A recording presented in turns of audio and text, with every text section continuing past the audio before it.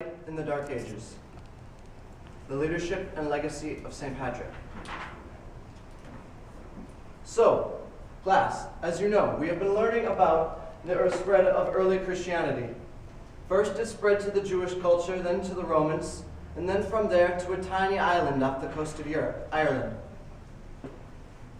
As the Roman Empire had been growing for some time, at this point it had reached its max capacity, its max land space, and ceased expansion. The Irish were a people that remained unconquered even while this empire was at its height. St. Patrick was a man born in Britain.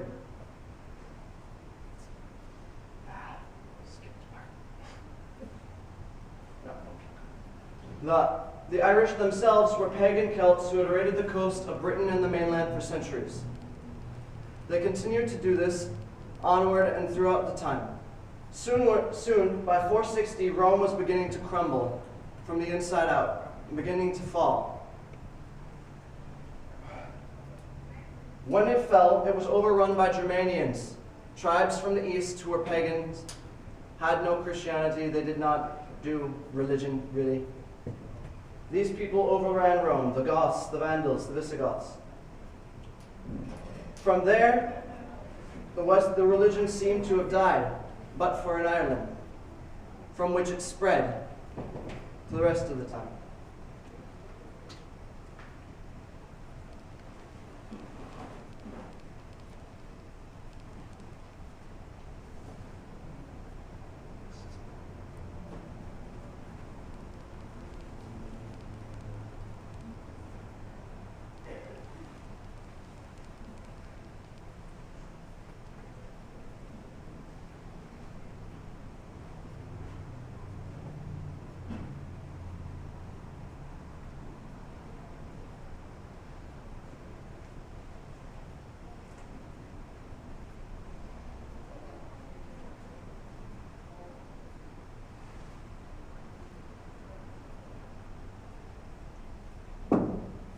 My name is Patrick, and I am a sinner, the least of all believers, and looked down upon by many. I was born in Britain, in a village on the west coast of that island. My father was a deacon, a priest. At the age of 16, I was captured from my village and taken by raiders to northwestern Ireland.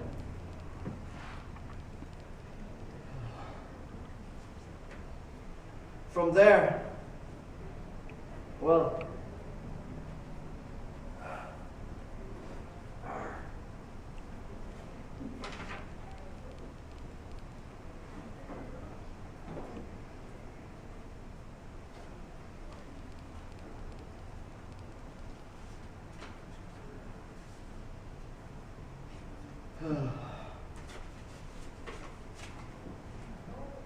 so I am, first of all, a simple country person, and unlearned. I do not know how to provide for the future, but I know this, that before I was captured, I was like a stone lying in the mud. Then he who was mighty came along, and in his mercy lifted me up and placed me on the very top of a wall. While I was in Ireland, I tended sheep every day, and I remained often.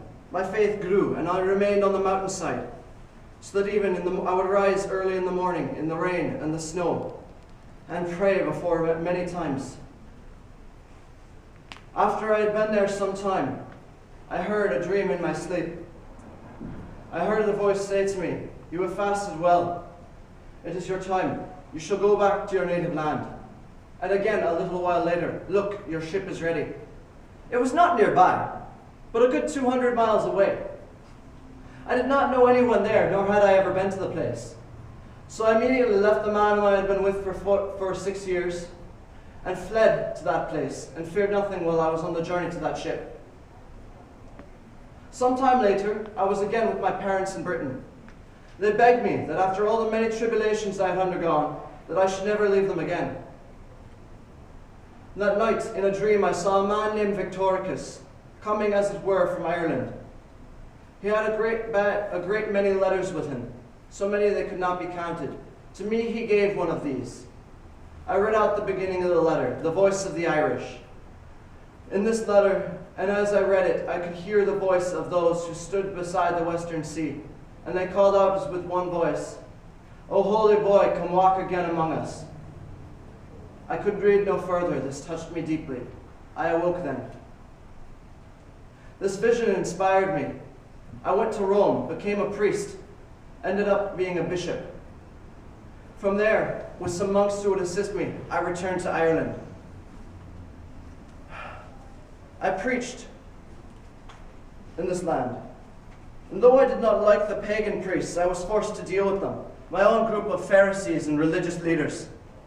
They persecuted me greatly and tried to ruin my teaching, but they were not able to do so.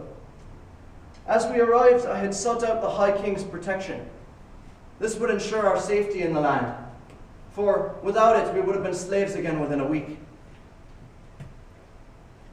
I pray for those who have reverence towards and belief in God, for some of them may happen to find this writing which Patrick, a sinner without learning, wrote in Ireland.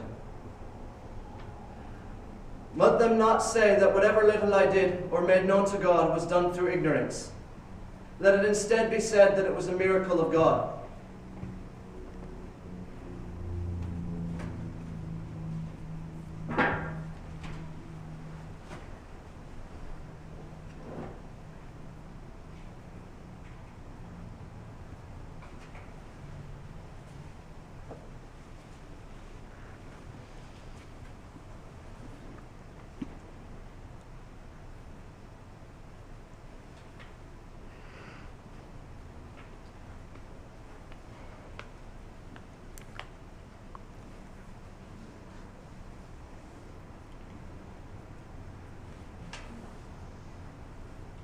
Hello, I'm Brother Aidan.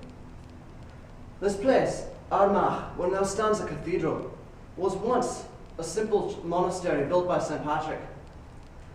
He brought the faith to this land, you know. He taught a great much and even converted kings and druid priests to Christ. When he came here, he was with very few and had very little. Then the monks began to come. From this land, he and his disciples began to preach. And they would speak about God and many other things. Eventually they spread the religion all through Ireland. And many things that had been happening ceased, and many new things began to happen. Many people became priests or changed their religions. We sent out missionaries next, for Rome had fallen about a decade after Patrick's death, leaving much of the world controlled by barbarians, the Saxons in Britain, the Franks in Gaul, the Visigoths in Spain and Italy. These were all pagan tribes. We sent out missionaries to them. St. Columba was a famous disciple of Patrick. He spread Christianity to the northern part of Britain, to the Picts and the Scots. It was these missions that went out from here, from one place in Ireland, to change all of Europe.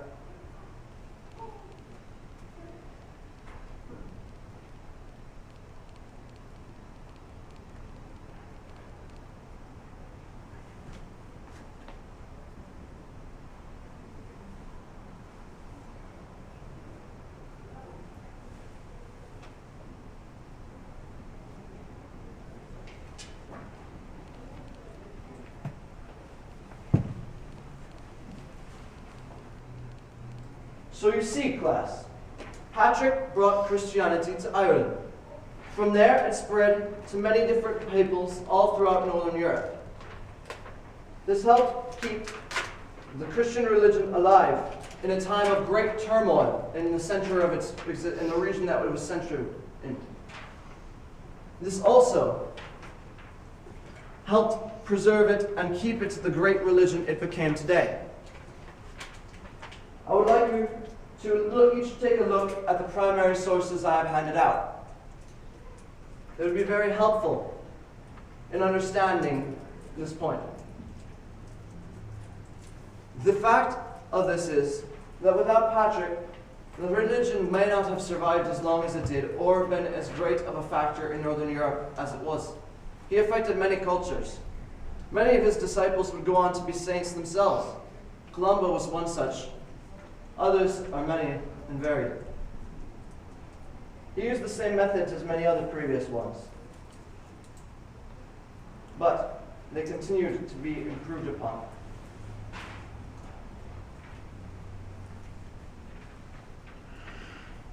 Without Patrick, Christianity would not be the great religion it is today.